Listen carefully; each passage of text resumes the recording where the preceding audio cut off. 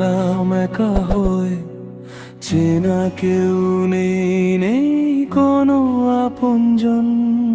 ছোট্ট একটা ঘরে রাখলাম মাথা, বুকে শুধু মায়ের দেওয়া পুরনো স্মৃতি।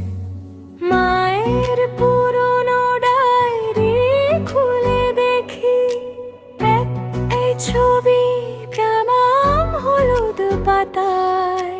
দুটো মানুষ দাঁড়িয়ে হাসছে, একজনের হাতে একটা পুরনো চাবি। সেই চাবিটা কোথায় গেল মা কখনো বলেননি আমাকে, শুধু বলেছিলেন একদিন বুঝবি এই চাবি তোর পথ দেখাবে। অচেনা এক শহরে অচেনা এক মানুষ, হাতে সেই চাবি যা আমি চিনি।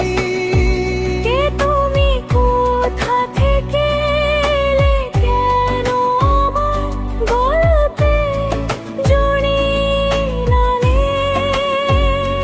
তুমি জানো না আমিও জানি না, তবু কেন মনে হয় আগে থেকেই চিনি।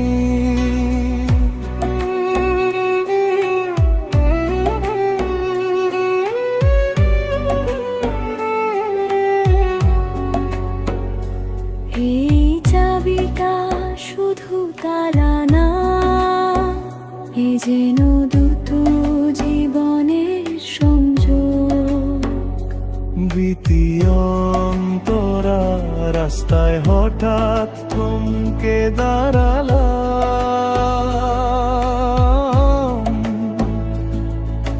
তোমার হাতে সেই চাবি দেখে। ধপকে ধপকে ওঝালায় আমার, চোখ সরাতে পারলাম না কিছুতেই। জিজ্ঞেস করলাম এটা কোথায় পেলে, তুমি বলে জানি না ঘরে পেয়েছি। দুজনেই অবাক হয়ে তাকিয়ে রইলাম, কেউ কাউকে চিনি না তবু চেনা লাগে। প্রীতি অন্তরা ডায়েরির শেষ পাতায় লেখা ছিল, চাবির সিন্দুক খুললে সত্যি বেরোবে। কিন্তু সেই সিন্দুক কোথায় আছে, মা কোনোদিন বলে যাননি। এখন তুমি এলে সেই চাবি নিয়ে, অচেনা হয়েও কেন এত চেনা।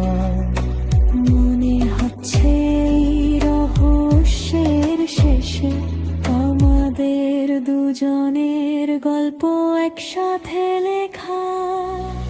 অচেনা এক শহরে অচেনা এক মানুষ, হাতে সেই চাবি যা আমি চিনি। কে তুমি, কোথা থেকে এলে, কেন আমার গল্পে জড়িয়ে গেলে? সুরটা ধীরে ধীরে নিভে আসবে,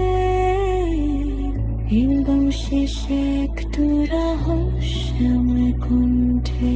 সিন্দুকটা কোথায় কে জানে, সত্যিটা কি কেউ বলে না। শুধু জানি এই চাবির টানে তোমার সাথে পথ চলতে হবে আমাকে। হয়তো এটাই নিয়তি ছিল, হয়তো এটাই